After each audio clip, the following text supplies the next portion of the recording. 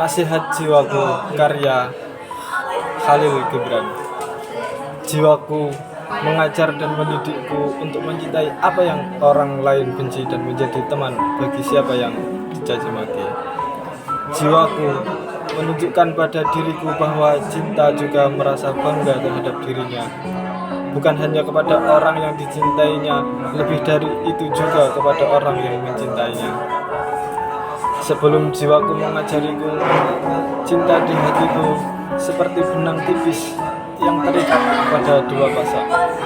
Tetapi kini cinta telah menjadi sebuah lingkaran keramat yang permulaannya adalah akhir dan akhirnya adalah awal. Cinta itu mengelilingi setiap makhluk dan perlahan-lahan berkelana kemana-mana, memeluk siapa saja yang dapat direngkuhnya. Jiwaku menasihati dan mengajariku untuk mengerti keindahan kulit, sesosok dan warna-warni yang tersembunyi. Ia memintaku untuk merenung apa yang dianggap orang lain lucu, juga merenungkan pesona dan kesenangan yang sebenarnya. Sebelum jiwaku memberi ajuran padaku, aku melihat keindahan seperti sebuah sinar lampu yang bergetar di antara kepulan asap. Setelah asap itu lenyap, aku melihat kekosonganku, hanya lidah api yang nampak. Jiwaku mengajariku dan mendidikku untuk mendengarkan suara-suara yang tidak terucap oleh lidah, taring, dan bibir. Sebelum jiwaku mengajariku, aku mendengar kekosongan, tetapi tiba-tiba ada teriakan dan lengkingan. Sekarang aku tak sabar untuk menemui kesunyian dan mendengar paduan suara yang menyanyikan lagu kehidupan, cakrawala yang keluar dan rahasia yang tak tampak. Jiwaku mengajariku dan memintaku untuk meminum anggur yang tidak dapat diambil dan dituang dari jaret yang dapat diangkat tangan dan disentuh bibir. Sebelum jiwaku mengajariku, dahagaku layaknya lentik api yang hampir padam tertutup abu, namun abu yang dapat dibersihkan dengan seteguk air. Namun sekarang keinginan telah menjadi cangkirku, kesayanganku, anggurku, kesepianku, kemabukanku sendiri di dalam dahaga yang tak tertuntaskan terhadap kegembiraan yang abadi. Jiwaku mengajariku dan mendidikku untuk menyentuh apa saja yang tidak menjelma. Jiwaku membukakan mataku bahwa apa saja yang kita sentuh adalah bagian musuh kita. Namun saat ini jari-jariku telah menyentuh kabut, menembus apa yang nampak di dalam dan bercampur dengan apa yang tidak tampak. Jiwaku memintaku menghirup bau harum tanpa wangian kemenyan. Sebelum jiwaku mengajariku, aku sangat membutuhkan parfum di teman dan di botol atau di perdukaan. Tetapi aku dapat menikmati bau duka bakar untuk memuja atau upacara korban, dan kuisi hatiku dengan kewangian yang tidak pernah menghembuskan oleh angin segar. Jiwaku mengajariku dan mendidikku untuk berkata, aku telah siap ketika makhluk tak dikenal dan mengerikan memanggilku. Sebelum jiwaku mengajariku, mulutku tidak berkata-kata kecuali hanya melupakan tangisan yang tak aku sadari, yang tidak berjualan kecuali di atas jalan yang mudah dan mulus. Sekarang makhluk yang tak dikenal itu telah menjadi seekor kuda yang dapat dinaiki untuk mencapai Tuhan, dan daratan telah menjadi tangga di mana aku memanjatnya untuk meraih puncak. Jiwaku berbicara kepadaku, jangan mengukur waktu dengan mengatakan yang ada hanyalah kemarin dan hari esok. Dan sebelum jiwaku berkata kepadaku, aku membayangkan waktu yang lalu seperti epos yang tidak pernah berulang, sedangkan masa depan adalah epos yang tidak dapat digapai.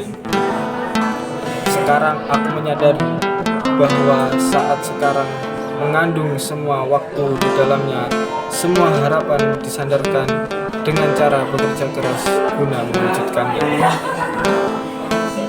Jiwaku mengajari dan mendesakku agar tidak membatasi ruang dengan mengatakan di sini, di sana, dan di seberang sana.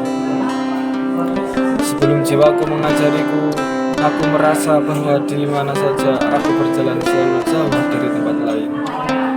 Detik ini, aku menyadari bahwa di mana aku berada, aku mempunyai seluruh ruang dan jarak yang aku tempuh adalah seluruh panjang dunia. Jiwaku meminta dan menasihatiku untuk bangun ketika orang lain tertidur dan supaya tidur ketika orang lain bekerja.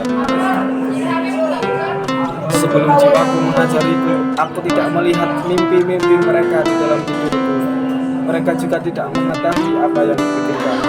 Sejak hari ini, aku tidak pernah lagi berlayar ke lautan mimpi jika mereka tidak melihatku dan tidak terbang membangun tinggi ke angkasa, serta jika mereka sudah menikmati kegembiraan dalam kebebasan. Jiwaku mengajariku dan sapanya, jangan terlalu gembira jika dipuji dan jangan bersedih jika disalahkan. Sebelum jiwaku memberi nasihat, aku meragukan harga pekerjaanku. Kini aku menyadari bahwa pohon-pohon mengecut di musim semi, berbuah di musim panas tanpa berharap untuk dipuji. Daunnya rontok di musim gugur dan tubuhnya telanjang di musim dingin tanpa merasa takut disalahkan. Jiwaku mengajariku dan menunjukkan kepadaku bahwa sesungguhnya aku tidak lebih dari seorang yang kerdil, bukan seorang raksasa.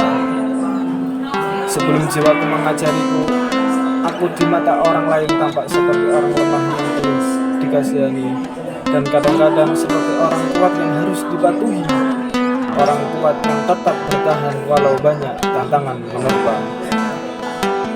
Tetapi sekarang aku telah belajar bahwa diriku adalah keduanya, berasal dari bahan yang sama.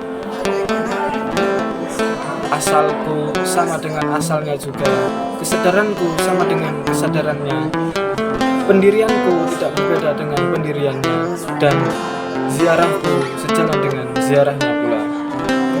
Jika mereka berdosa, aku pun seorang pendosa. Jika mereka berperilaku baik, aku memujinya. Jika mereka terbit ufuk timur, aku pun terbit bersamanya. Jika mereka malas, aku meniru kelambanannya. Jiwaku berkata kepadaku, lentera yang kamu bawa bukanlah milikmu, dan nyanyikan yang kamu dengarkan bukanlah beban hatimu. Bahkan jika kamu membawa cahaya, bukan berarti kamu adalah cahaya. Dan jika kamu menjadi kecapai dengan sinarnya, tidak lantas kamu menjadi seorang pemainnya. Jiwaku mengajariku dan saudara-saudaraku sangat banyak hal, dan jiwamu telah mengajariku sangat banyak pula, karena kamu dan aku adalah satu dan tidak ada bedanya di antara kita, kecuali bahwa aku dengan sungguh-sungguh menekan bahwa apa yang ada di dalam diriku ketika kamu mengerjakannya adalah sebuah rahasia yang dalam diriku, dan di dalam rahasia itu terdapat suatu kebenaran.